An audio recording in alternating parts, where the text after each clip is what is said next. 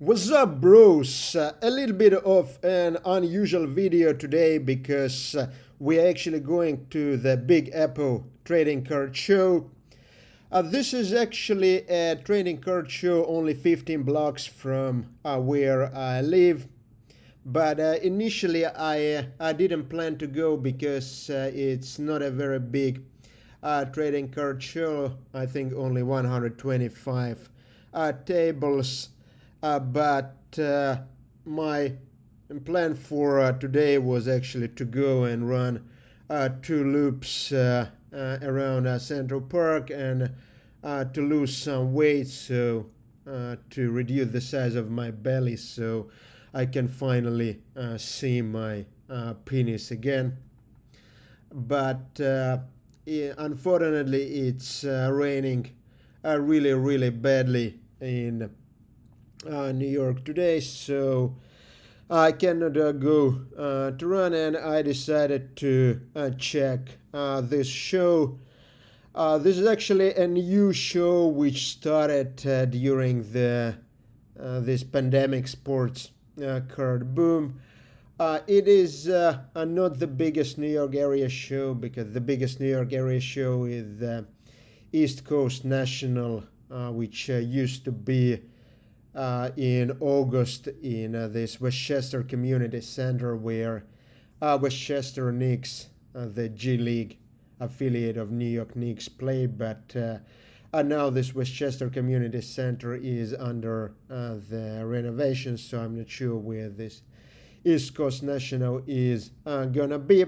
But this is still like a relatively large show with 125 tables, so there should be some hockey, especially some Rangers hockey, given that Rangers is the only winter sport team area in NYC which made the playoffs, and perhaps even some soccer. These are two main sports which I'm interested in. Low end basketball, of course, as well. But we'll see. Like, I expect that this is mainly gonna be baseball and football, because that's what like pre-pandemic shows were mainly in New York City area. But I definitely expect slightly more basketball and slightly more hockey this time.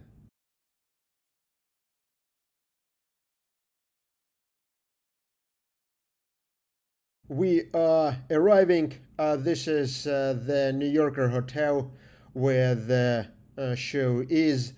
A very convenient location across the 8th Avenue from the Madison Square Garden. So even if you don't live in the area, it is really easy to get here. Tons of subways as well as trains by Long Island Railroad and the New Jersey Transit, and even Amtrak. If you are coming from farther away, stop here. Although I would be surprised if somebody from farther away would come to this smaller show. And let's go in and see what is inside. I just got in. The show is actually on the mezzanine floor of the hotel, just short stairs up from the lobby. The ticket is 16.50 if you buy in advance through the app, or $20 at the door. And of course, I bought in advance through the app in order to save 350, because for 350 like you can get like 3 or 4 condoms depending on where you buy.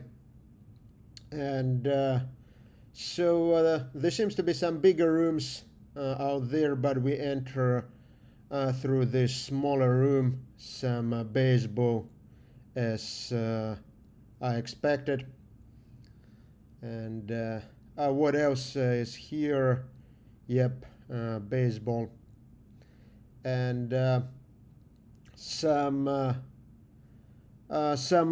non-sports cars, some Star Wars I see, and here we have Rangers hockey, which I expected to see. The prices this guy had, they were like kind of high but not outrageous. He wanted $75 for example, Fox Young Guns, $400 for the Fox Future Watch Auto. So this is like roughly 10% higher than eBay prices if you factor in the fees and shipping. So high but not outrageous. And here we see a young seller. This is always a joy to see younger people selling because they are the future of our hobby. And this seems to be the main room, and actually a very good crowd. I would say it's a surprisingly good crowd here. And what do we have here? Here we have a very nice Ovi shoulder patch. And this was actually also reasonably priced. The seller wanted like $250 for it. I thought like a reasonable price would be like $200 to $250. This is like a very nice patch. So I didn't buy it because it's not a rookie year or anything, but not an unfair price, which was actually pretty rare at this show. Like most prices unfortunately were pretty high, and I would say even like unreasonably high, and there was not much space to talk about. So a lot of retail wax as well, like, so people apparently still do this retail hunting, but this is not what I'm interested in. Fat Rangers fan, a fan coming our way. And here we actually see some hobby wax. This is actually a very reasonably priced hobby wax, so $75 for this bully, and $465 for Premier Hockey. Like these are very decent deals, not steals, but really nice deals. And I really like this dual auto patch of David Lewis and Neymar Jr. That would be a great card if this autos would be on card, but unfortunately National Treasures all stickers recently.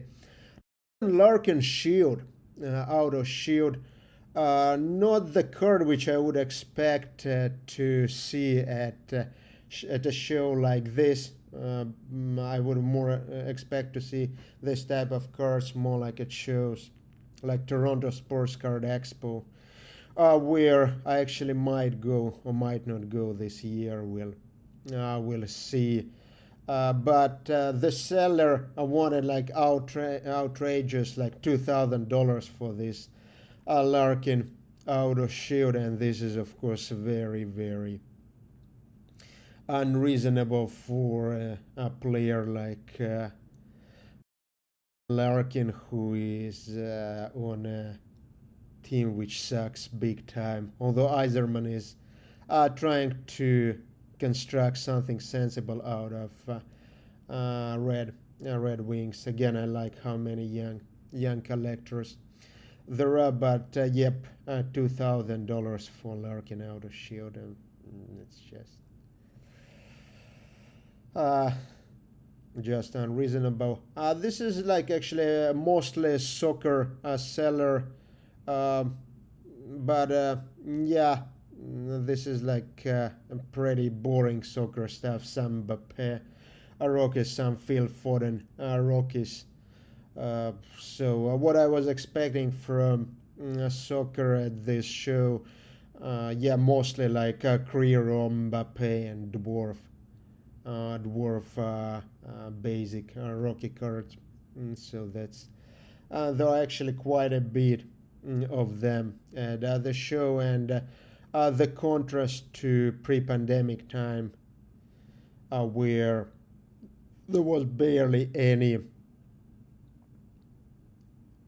where there was barely any soccer at the shows is pretty drastic.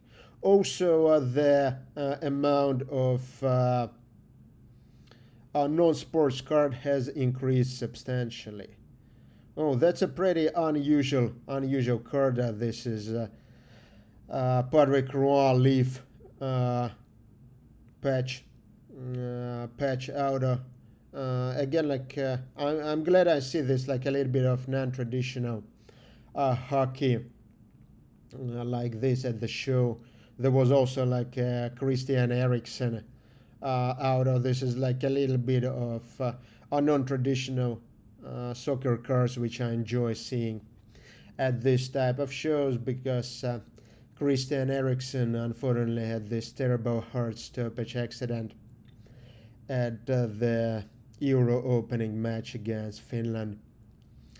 So this like increased his popularity a little bit, but I wish there would be more cars of players like this, like popular but not like the most popular players, because cars like this really make the great show. So a lot of overpriced hobby and retail wax here.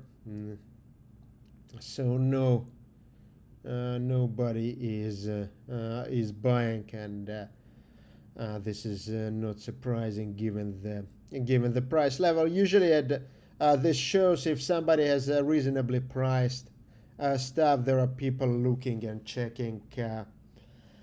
But here you see like some sellers like actually have people looking, while others are pretty empty.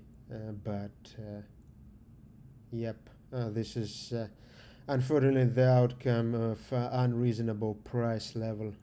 Most sellers have some nice basketballs here, like we have some Kobe autos, and yeah, like some nicer cards here. This is a very nice Gretzky how dual hard auto. Unfortunately, the seller wanted 7,900 for that, while that same auto sold for 3,500 on eBay in March. So that's like 2 times the eBay price after you figure in the fees. So yep, not a reasonable place to make any purchases in general. And but I'm glad that there are some interesting non-Rangers hockey cards, although they are far from being reasonably priced.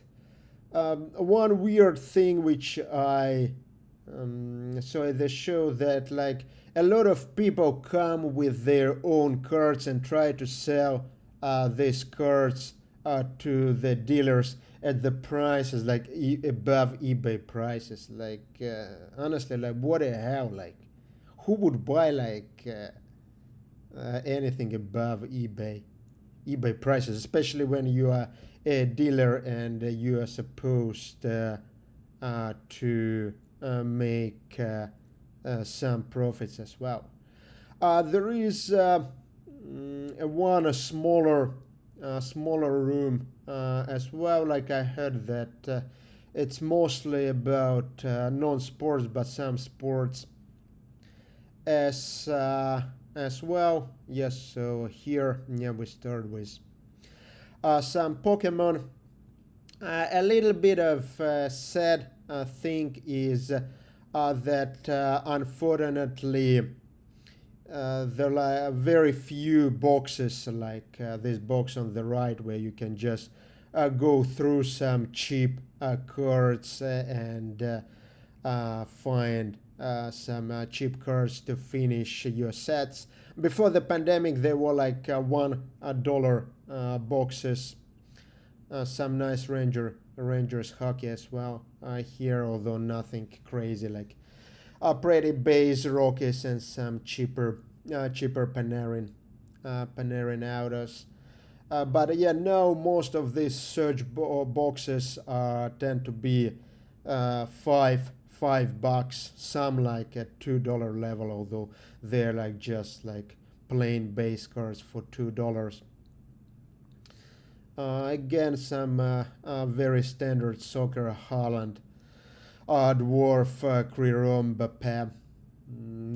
Not very interesting. Tons of this stuff you can find at any show, and especially for hockey and soccer, very few boxes like this, like surge boxes you could go through, like maybe like one or two for soccer, 2 or 3 boxes for surge boxes for hockey, and all in all, overall I didn't buy anything at this show, and I didn't see like a lot of people actually buying, although a lot of people are looking for the cards.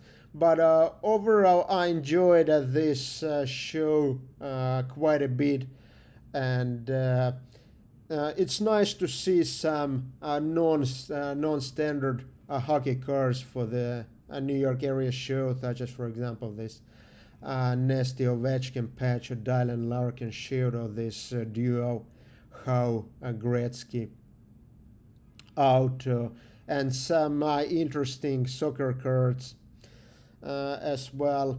But so definitely these segments of the hobby grew substantially.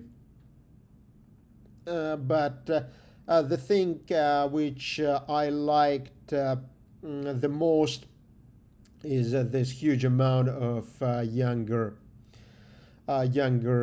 collectors at this show.